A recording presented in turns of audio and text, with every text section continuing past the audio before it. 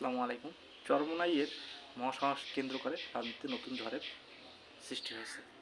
চরমোনাই তাদের সর্বকালের সেরা মহাসমাবেশটি করতে সক্ষম হয়েছেন 28শে জুন রেসকোর্স ময়দানে। তারা চেষ্টা করেছেন ইসলামপন্থী যে দলগুলো আছে সকলকে, আর এই যাত্রায় তারা অনেকটা সফল হতে পেরেছেন। কেননা বাংলাদেশ জামায়াতে ইসলাম, খিলাফতে মজলিস, এবি পার্টি,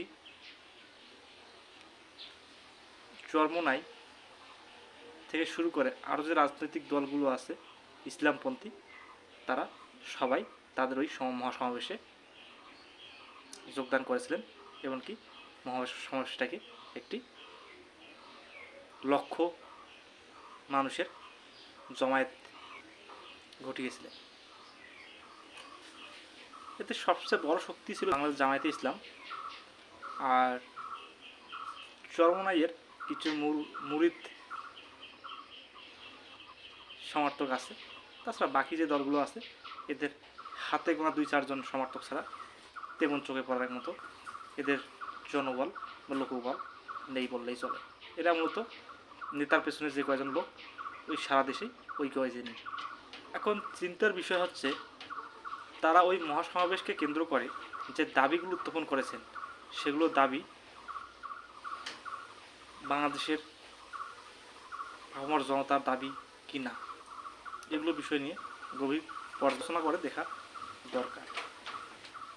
তারা সবচেয়ে বড় যে ফোকাস করেছেন পিআর পদ্ধতি যে নির্বাচন। বাংলাদেশের মানুষ এই পিআর পদ্ধতি সম্পর্কে কতটুকু জানে, এই বিষয়গুলো নিয়ে অনেক আলোচনা আছে লোকসমাজে। নাকি তাদের এই মহাসমাবেশের উদ্দেশ্য ছিল নির্বাচনকে পিছিয়ে দেওয়া। আপনারা সকলে লক্ষ্য করবেন বিএনপি যখনই নির্বাচনের জন্য একটু জোরালো দাবি তোলে অন্তর্বর্তী সরকারের কাছে নির্বাচনেরকে দ্রুত সময়ের মধ্যে করার জন্য, ঠিক সেই সময় জামায়াতে ইসলাম, চরমোনাই থেকে শুরু করে যে ইসলামিকপন্থী দলগুলো, সেই সাথে এনসিপি, গণ অধিকার পরিষদ, এই পার্টি, এরা বিভিন্ন টালবাহানার মাধ্যমে কোনো না কোনো ইস্যু নিয়ে হাজির হয়, এমনকি নির্বাচনী ইস্যুটাকে পিছিয়ে দেয়। যেমন এর আগে যখন নির্বাচনের কথা বলা হয়েছিল তখন স্থানীয় নির্বাচনকে সামনে নিয়ে আসছিল, পালে হাওয়া পায় না, তারপর নিয়ে আসলো সংস্কার ছাড়া নির্বাচন। সেটাও যখন বিএনপি মেনে নিল, এখন আবার নিয়ে আসছে পিআর পদ্ধতি নির্বাচন। আসলে পিআর পদ্ধতি নির্বাচন হলে জনগণের কী এমন উপকার আছে বা কী এমন ক্ষতি আছে? একটা বিষয় হচ্ছে কি, যদি কেউ অন্তরে স্বৈরাচার লালন করে, তাকে আপনি যত আইন করে দেন, যত সিস্টেমে নিয়ে আসেন, সে স্বৈরাচার হয়ে উঠবেই। আমরা কারো পথ কখনো আটকায় দিতে পারি না, হাজার চেষ্টা করলেও সেটা সম্ভব না। সে তার গন্তব্যে পৌঁছাবেই, এটাই বাস্তবতা। যুগ যুগ ধরে এটাই চলে আসতেছে। কিন্তু বর্তমান প্রেক্ষাপটে এই যে চরমোনাই, এরা মূলত বিগত সরকারের আমলে ছিল তাদের ঘনিষ্ঠ বন্ধু হিসেবে পরিচিত ছিল লোকসমাজে। এমনকি দেখেন বিগত যে নির্বাচনগুলো হয়েছে সেগুলোর প্রত্যেকটিতেই এই চরমোনাই জাতীয় পার্টি অংশগ্রহণ করে নির্বাচনকে বৈধতা দিয়েছেন।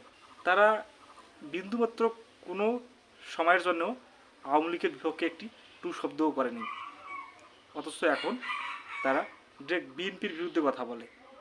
তারা গত 16 বছরে জামায়াতকে মুনাফেক, শিবিরকে বেয়াদব, বিএনপিকে তুচ্ছ তাচ্ছিল্য করা কোনোটাই ছাড় দেয়নি। তারা আজকে বড় দল হিসেবে নিজেকে পরিচয় দিচ্ছে, তারা 24-এর যোদ্ধা হিসেবে পরিচয় দিচ্ছে। এগুলোর মধ্যে নিশ্চয়ই ষড়যন্ত্র আছে আমার মনে হয়। আর এই হাত টাকার চরমোনাই দলটি মূলত দেশের বেশিরভাগ মানুষ বিশ্বাস করে এটি ভারতের ষড়যন্ত্রই পরিচালিত হচ্ছে। যদিও তারা ঢাকঢোল পিটিয়ে এখন নিজেকে সাধু পরিচয় দেওয়ার চেষ্টা করতেছে, কিন্তু বাস্তবে তারা সাধু নয়, সেটা দেশের মানুষ ভালো করেই জানে।